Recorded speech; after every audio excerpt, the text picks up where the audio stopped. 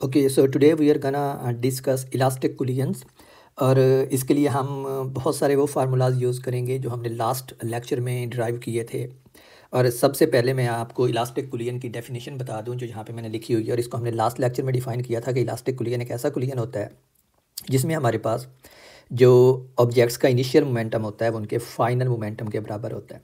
और अगर हम इसको नॉन वेक्टोरियल फॉर्म में लिखें यानी वन डायमेंशन के लिए लिखें तो हम लिख सकते हैं कि इनिशियल जो फर्स्ट ऑब्जेक्ट का इनिशियल मोमेंटम है वो फर्स्ट ऑब्जेक्ट के फाइनल मोमेंटम के बराबर है मैग्नीट्यूड में, लेकिन डायरेक्शन में अपोजिट है और इसलिए ये negative sign. And same is the case for second object. और आप बिल्कुल इसी इक्वेशन को, मोमेंटम वाली इक्वेशन को यूँ वेलोसिटीज़ की फॉर्म में भी लिख सकते हैं, क्योंकि मैसेज जो हैं वो ऑब्जेक्ट्स की तब्दील नहीं होती कोलिजन से पहले या कोलिजन के बाद। तो हमारा गोल यहाँ पे ये है कि इलास्टिक कोलिजन्स के केस में हम कोलिजन के बाद ऑब्जेक्ट की फाइनल वेलोसिटी के फार्मूलाज ड्राइव करना चाहते हैं, विच मीन्स के व्हाट वी रियली वांट वो है हमारे पास v1f फर्स्ट ऑब्जेक्ट की final velocity after collision and v2f second object की वेलोसिटी आफ्टर कोलिजन। अब यहाँ पे क्विकली मैं आपको कुछ और फार्मूलाज याद करवा दूँ। और वो फार्मूलाज ये वाले फार्मूलाज थे जो हमने ड्राइव किए थे लास्ट वीडियो में दो ऑब्जेक्ट्स के लिए। ये वाले फार्मूलाज, ये फर्स्ट ऑब्जेक्ट के लिए फार्मूला था और ये सेकंड ऑब्जेक्ट के लिए फार्मूला था। और ये सिंपली रिलेटिव वेलोसिटी की मेजरमेंट्स थी जो आप सेंटर ऑफ मास फ्रेम में और जो लैब फ्रेम है जो ज़मीन के ऊपर है उसमें खड़े होकर मेजर करते हैं। So let me solve it for first object first, यानी मैं v1f का फार्मूला पहले ड्राइव करता हूँ। और उसके लिए मैं ये वाला रिलेशन यूज़ करने वाला हूँ जो हमें रिलेशनशिप देता है object velocity of first object as measured in centre of mass frame to the velocity of first object as measured in lab frame and the velocity of center of mass as measured in lab frame. So it's v1c equals v1e minus vce. So it's v1c equals v1e, जिसको मैं अब यूँ भी लिख सकता हूँ थोड़ा सा उनको रीअरेंज करके। So here we are. और फर्स्ट ऑब्जेक्ट के लिए जो इनिशियल और फाइनल स्पीड्स आएंगी वो ये बनेंगी v1, जो हमने जनरल फार्मूला ड्राइव किया था जो मैंने अभी आपको ऊपर दिखाया है। मैं पहले उसको लिखता हूँ और वो फार्मूला है, let me change colour and let me actually use this colour and this formula is v1e velocity of first object as measured in lab frame equals v1c velocity of first object as measured in center of mass frame plus velocity of center of mass as measured in lab frame। सही है। तो ये हमारे पास वो general formula था जो मैंने आपको अभी दिखाया है, जो हमने कल मेजर किया था लास्ट वीडियो में, जो हमने ड्राइव किया था, मेजर नहीं किया था।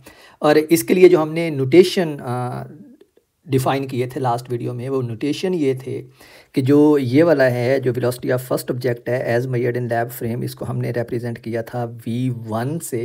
और ऑफ कोर्स यही वैलिड होगा v1 आई के लिए भी और v1f के लिए भी। फिर जो ये सेंटर ऑफ मास वाला था इसको हमने रिप्रेजेंट किया था v1 प्राइम से।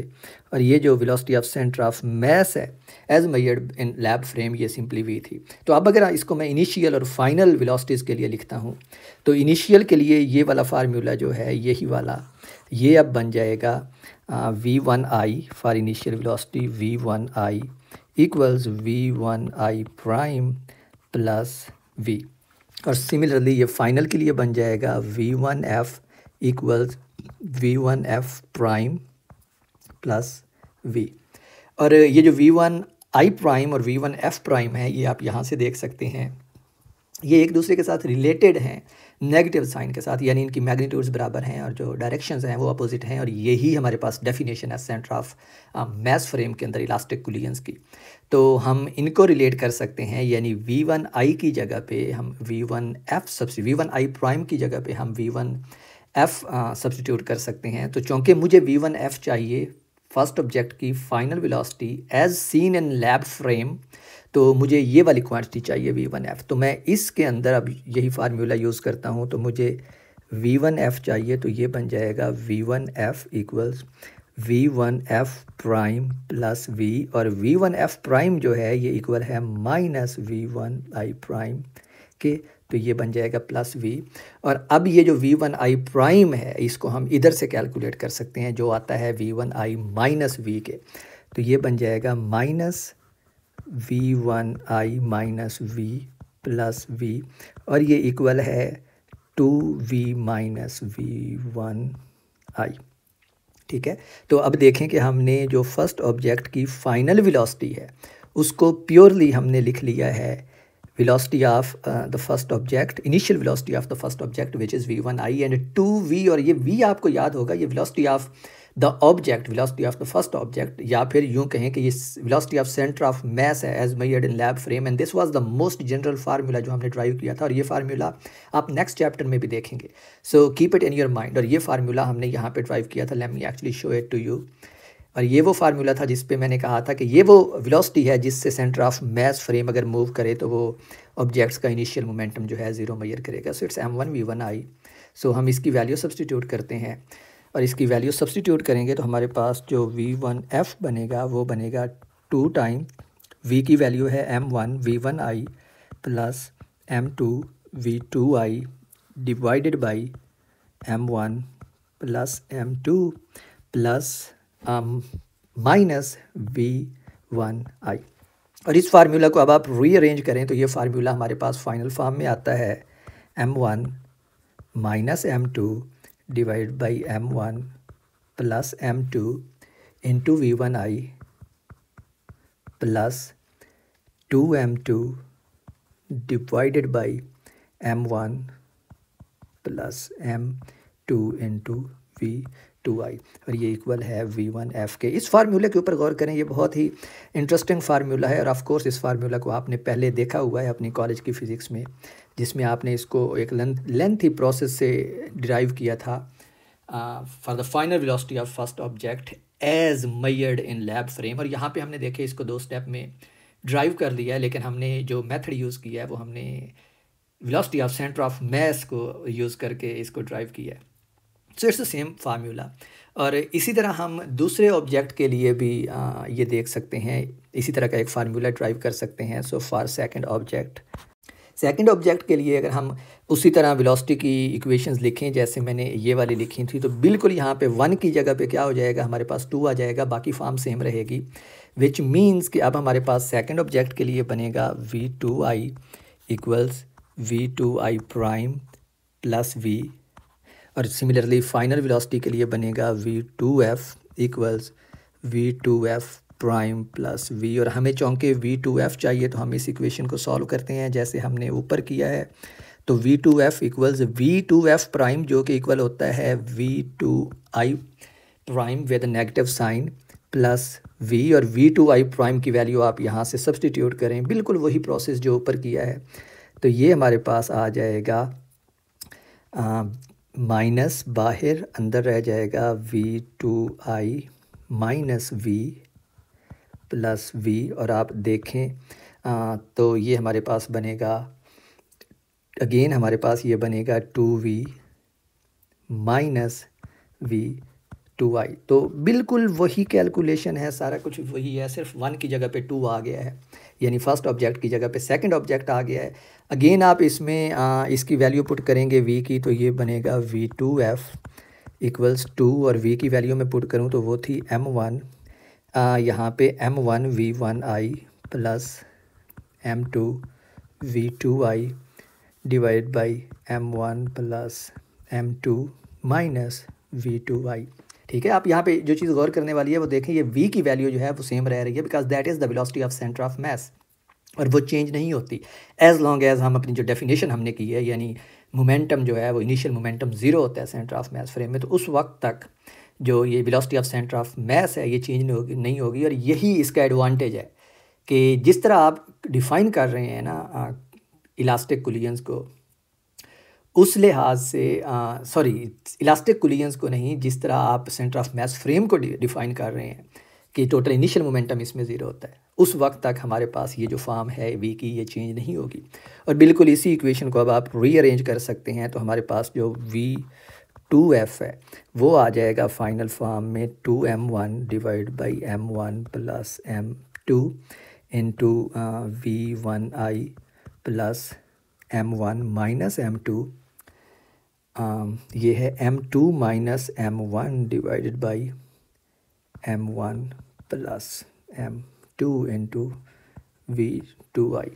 तो ये रिज़ल्ट हमारे पास आता है। This is the final result which we get for the velocity of second object as measured in lab frame. तो ये वो फार्मूलाज हैं जो आप पहले ड्राइव कर चुके हैं कॉलेज की फ़िज़िक्स के अंदर। So let's try to simplify these formulas for certain special cases. और वो स्पेशल केस हम यूँ डिफ़ाइन कर लेते हैं कि जो पहला केस है उसमें ये फ़र्ज़ करें कि जो मैसेज हैं दोनों ऑब्जेक्ट्स की वो सेम है, यानी m1 जो है वो m2 के इक्वल है।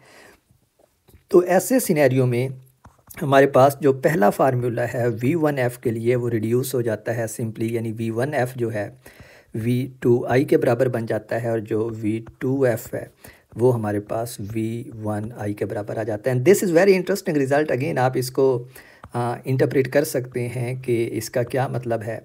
इसका सिंपली मतलब ये है कि अगर दोनों ऑब्जेक्ट्स की मैसेज सेम हैं तो कुलियन के बाद जो पहले ऑब्जेक्ट की फ़ाइनल स्पीड है v1f वो दूसरे ऑब्जेक्ट की इनिशियल स्पीड के बराबर हो जाएगी, और जो दूसरे ऑब्जेक्ट की फ़ाइनल स्पीड है वो पहले ऑब्जेक्ट की इनिशियल स्पीड के बराबर हो जाएगी, यानी दोनों ऑब्जेक्ट्स अपनी स्पीड्स जो हैं वो इंटरचेंज कर लेंगे। अब इसको आप मज़ीद एक्सटेंड कर सकते हैं इसी केस को। इसी के अंदर आप कहें कि अगर हम ये अज्यूम कर लें कि v2i जो है, यानी जो दूसरा ऑब्जेक्ट है वो रेस्ट के ऊपर है, ठीक है।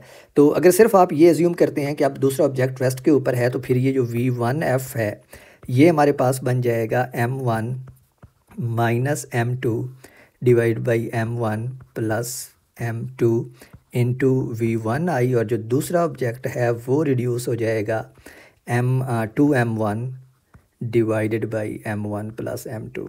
ये मैं सिंपली ये कर रहा हूँ कि जो कंडीशन मेरे पास दी हुई है, मिसाल के तौर पे इस केस में v2i 0 लिया हुआ है, तो मैं v2i को इस फार्मूला में और इस फार्मूला में 0 सब्स्टिट्यूट कर देता हूँ, तो ये फार्मूलाज जो हैं ये इन दो इक्वेशंस तक रिड्यूस हो जाते हैं। सही है। तो यहाँ पे आप देख सकते हैं ये केस ज़्यादा इंटरेस्टिंग हम बना सकते हैं अगर इस केस में, यानी in addition to this condition हम ये भी सपोज कर लें, यानी अगर हम तीसरा केस ये ले लें, फ़र्ज़ करें, यानी ऊपर वाले दोनों केसेस को हम मिला के एक तीसरा केस बना दें, जो हमने कहा है कि m1 जो है वो m2 के इक्वल है और जो v2i है वो 0 है। अगर हम ये वाला केस ले लें तो फिर सिंपली क्या होगा, हमें इन दो फार्मूलाज के अंदर m1 को m2 के इक्वल पुट करना पड़ेगा। और अगर हम ऐसा करते हैं तो गौर करें, ये टर्म 0 हो जाएगी, जब m1 m2 के इक्वल होगा तो ये सारी टर्म 0 हो जाएगी। तो v1f जो है वो तो हमारे पास 0 आ जाएगा, लेकिन जो v2f है वो हमारे पास किसके इक्वल आ जाएगा, v1i के। This is very interesting. ये हमें ये कहता है कि अगर दोनों ऑब्जेक्ट की मैसेज बराबर हैं और दूसरा ऑब्जेक्ट जो है वो रेस्ट के ऊपर है, तो जो पहला ऑब्जेक्ट है वो अपनी सारी स्पीड दूसरे ऑब्जेक्ट को दे देगा और ख़ुद रेस्ट के ऊपर आ जाएगा। और ये मुझे बहुत अच्छी तरह याद है ये सिनेरियो। बचपन में जब मैं स्नूकर खेलता था तो we use to play this shot, and I honestly don't remember the name at this time. इस शॉट के लिए एक नेम होता था स्नूकर की गेम में जो हम यूज़ करते थे, but I use to play it के क्योंकि स्नूकर के अंदर सारे जो बॉल्स होते हैं वो ऑलमोस्ट एक ही मैच के होते हैं, तो पॉसिबल है उसमें आप ऐसी शॉट्स खेलें कि जिसमें पहला ऑब्जेक्ट अपनी सारी वेलोसिटी दूसरे को इम्पार्ट कर दे और ख़ुद उसकी वेलोसिटी ले ले, यानी उससे टकराने के बाद इमीडिएटली रेस्ट के ऊपर आ जाए, और जो दूसरा ऑब्जेक्ट है वो अब वो सारी वेलोसिटी ले ले जो पहले ऑब्जेक्ट की थी। So it's a case that we see around us, especially in the game of snooker.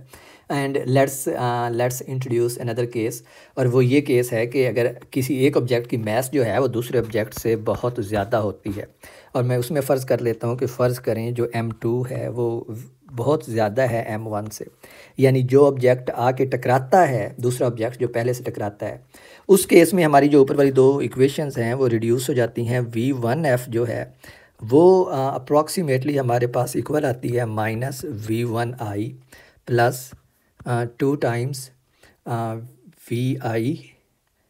Late me see कि क्या बनता है ये। तो हमने ये वाली इक्वेशन कंसीडर करनी है।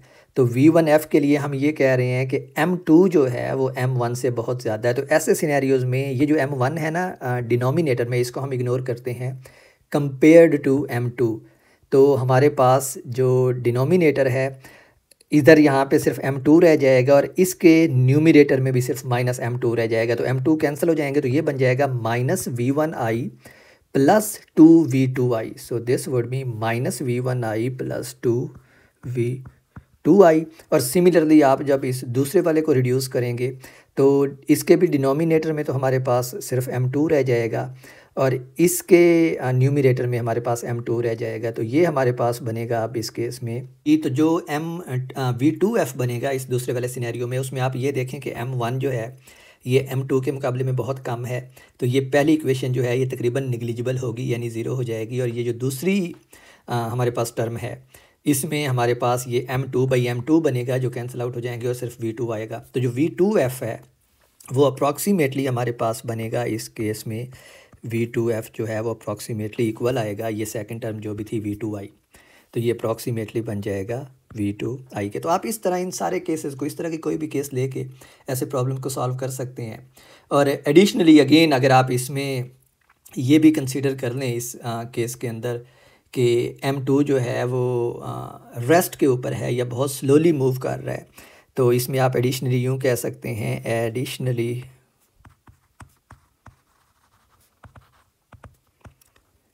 m2 जो है अगर वो रेस्ट के ऊपर है तो फिर ये जो इक्वेशंस हैं हमारे पास मज़ीद रिड्यूस हो जाएंगी। m2 रेस्ट के ऊपर है तो v2i उसकी ज़ीरो होगी। तो ये v1f जो है ये हमारे पास बन जाएगा -v1i।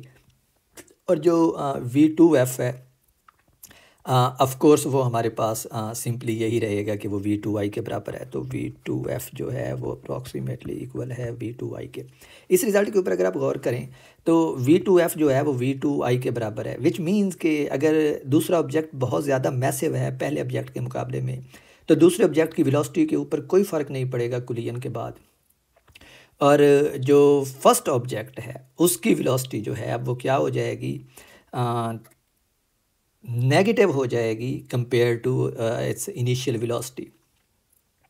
और हम एक फ़ाइनल केस और कंसीडर कर सकते हैं, और वो केस ये है कि अगर हमारे पास m1 जो है वो m2 से बहुत ज़्यादा हो। तो ये हमारा फिफ्थ केस है, और इस केस में हम ये कंसीडर करते हैं कि m1 जो है it is very very greater than m2। तो इस सिनेरियो में हमारे पास आप अगेन वही काम कर सकते हैं जो ऊपर हम करते आए हैं। जो v1f है वो हमारे पास इक्वल आता है v1i के, और जो v2f है वो हमारे पास इक्वल आता है 2 times vi minus v2i।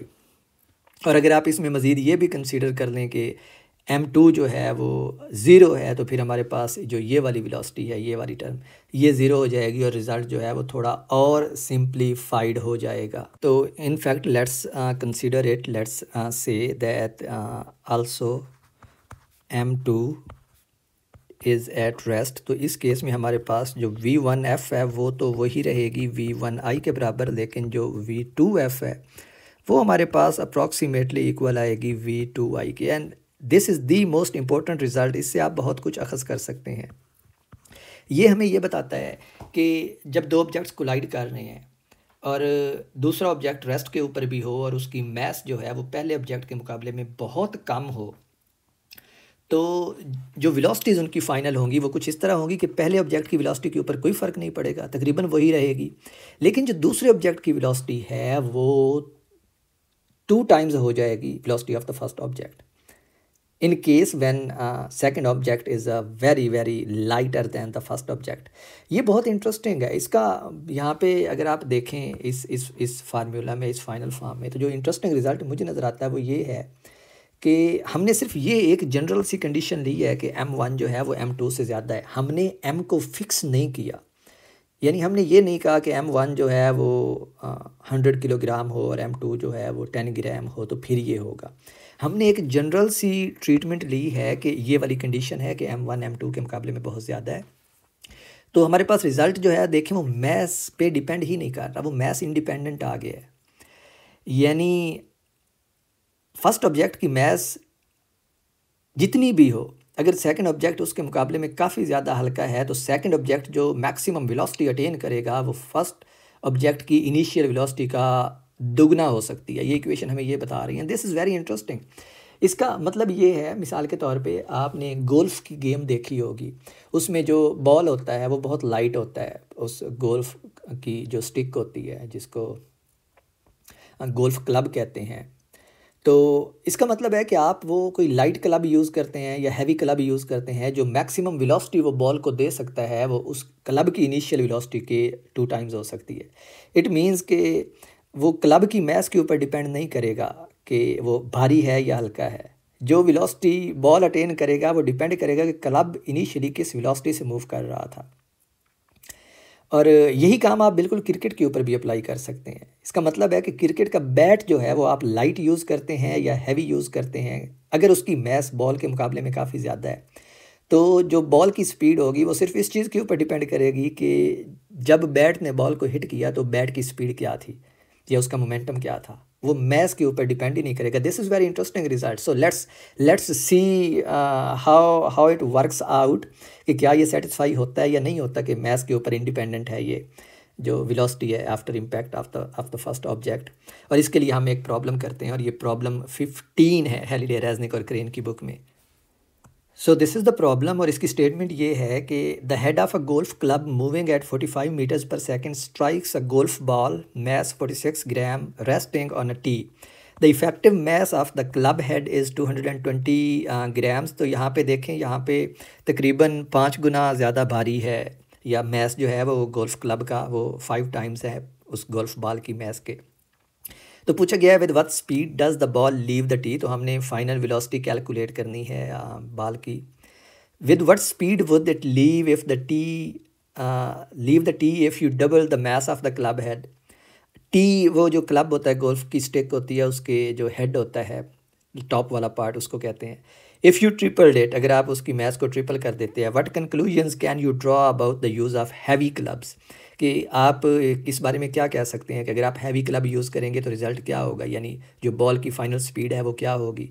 Assume that the collisions are perfectly elastic and the golfer can bring the heavier club up to the same speed at impact. वो सिमिलरली कुछ कंडीशंस हैं कि अगर गोल्फर जो है वो हर बॉल जो है वो हर टाइम जो है वो वेलोसिटी सेम देता है जब वो भारी क्लब यूज़ करता है। तो जो डेटा हमारे पास गिवन है वो ये है कि जो बॉल की मैस है वो है हमारे पास 46 ग्राम। जो क्लब की मैस है उसको हम M2 कहते हैं और ये है 220 ग्राम्स। सही है। और हमने कैलकुलेट करनी है V2F सेकंड ऑब्जेक्ट की वेलोसिटी, यानी बॉल की final velocity for different scenarios. तो सबसे पहले तो मैं फार्मूला लिख दूं। फार्मूला हमारे पास V2F का था 2m1 जो ओरिजिनल फार्मूला था, divide by m1 plus m2 v1i plus m2 minus m1 divide by m1 plus m2 into v2i। और ये हमारे पास फार्मूला था। और इसमें अगर आप देखें तो जो हमें बताया गया है इसी गेम के अंदर, गोल्फ के अंदर जो बॉल है वो हमेशा रेस्ट के ऊपर होता है जिसको आप हिट करते हैं। तो V2i जो है वो 0 है, तो ये सेकंड टर्म जो है ये हमारे पास राइट अवे 0 हो जाती है। तो हमने सिर्फ फर्स्ट टर्म को डील करना है। और फर्स्ट टर्म में हमारे पास M1 दिया हुआ है, M2 दिया हुआ है और हमारे पास V1i भी दी हुई है जो यहाँ पे है ये 45 मीटर्स पर सेकंड। तो आप ये वेलोसिटी सब्स्टिट्यूट अगर करें तो जो V2F है वो फर्स्ट केस में हमारे पास आती है 74.4 मीटर्स पर सेकंड। 74.4 मीटर्स पर सेकंड ये फर्स्ट केस है जब आप सिंपली गोल्फ बॉल को हिट करते हैं और जिसमें क्लब की जो स्पीड है वो 45 मीटर्स पर सेकंड होती है। दूसरे केस में वो कहता है कि आप ज़रा जो गोल्फ क्लब है उसकी मैस को डबल करके देखें। इसका मतलब है कि अब यहाँ पे 2 टाइम्स m1 की बजाय हमारे पास क्या हो जाएगा, डबल 4 टाइम्स m1। तो ये फार्मूला बनेगा हमारे पास इस केस में V2F equals 4 times m1 divide by m1 plus m2 into V1i। और इसमें अगर आप सारी वैल्यूज़ सब्स्टिट्यूट करते हैं तो ये आती है 81.5 मीटर्स पर सेकंड। फिर वो कहता है कि आप अगर इसको ट्रिपल कर देते हैं तो फिर जो फाइनल स्पीड है बॉल की वो क्या होगी। तो आप ट्रिपल करेंगे तो ये टॉप जो है ये बन जाएगा 6 times m1 divide by m1 plus m2 into V1i। और इस सिनेरियो में अगर हम देखें तो हमारे पास जो बॉल की स्पीड आती है फाइनल वो आती है 84.1 मीटर्स पर सेकंड। तो ज़रा देखें आप, हमारे पास 74, 81, 84 हम जो गोल्फ क्लब है उसकी मास को डबल फिर ट्रिपल किया और जो वेलोसिटी इंक्रीज़ हुई है वो कितनी हुई है 74 से 81। यानी गोल्फ क्लब की मास को डबल करने के साथ हमारे पास वेलोसिटी जो है बॉल की वो डबल नहीं हुई, वो यानी वो 74 से 148 तक नहीं गई, बल्कि 74 से सिंपली 81 तक गई है। और फिर ट्रिपल करने के साथ, यानी गोल्फ क्लब की मास को ट्रिपल करने के साथ वो सिंपली 81 से 84 तक गई है। यानी जो वेलोसिटी है वो गोल्फ क्लब की मास को इंक्रीज़ करने के साथ उसमें कोई इतनी ज़्यादा चेंज नहीं आ रही, बल्कि थोड़ी सी चेंज आ रही है। And now let's look back at the velocity of the golf club, जो कितनी थी 45 मीटर्स पर सेकंड थी, सही है। और इसका जो दोगुना होता है वो 90 मीटर पर सेकंड होता है। और आप देखें कि हम मास को डबल कर रहे हैं, ट्रिपल कर रहे हैं, 4 टाइम्स 5 टाइम्स करेंगे तो जो हमारी स्पीड है वो स्टिल 90 से कम ही रह रही है। 74 से 81 हो गई, 84 से 81 से 84 हो गई। आप 4 टाइम करेंगे तो ये 84 से मे बी 86 हो जाए, 5 टाइम्स करेंगे तो 87, 8 टाइम्स करेंगे, विच मीन्स के ये स्टिल 90 से कम रहेगी। यानी जो 2 टाइम्स है वेलोसिटी उससे कम रहेगी। और ये बिल्कुल इसके साथ सेटिस्फाई होता है कि आप मास को बेशक ज़्यादा करते जाएं, जो maximum velocity second object attain कर सकता है that would still be approximately equals to 2 times the velocity of first object. और 2 times velocity of first object कितनी बनती है 90 बनती है इस केस में। और आप यहाँ पे देख सकते हैं कि हमारी स्पीड 90 से ऊपर नहीं जा रही, 90 के अराउंड ही रह रही है, विच मीन्स के आप सेकंड ऑब्जेक्ट को कोई अपनी मर्ज़ी की अनलिमिटेड स्पीड नहीं दे सकते। It's very interesting result. और ये देखें कि इसको हमने सिंपली मैथमेटिकली एक फार्मूला से ड्राइव किया है, वो फार्मूलाज जो हमने फाइनल वेलोसिटीज़ के लिए निकाले हैं, और फिर उसको हमने एक प्रैक्टिकल एप्लीकेशन के ऊपर लागू किया है, जो ऑफ कोर्स गोल्फ की गेम जो है वो एक रियल गेम है। और वो हमें बता रही है कि गोल्फ की गेम के अंदर you can not get any speed, any random speed for the final velocity of the ball.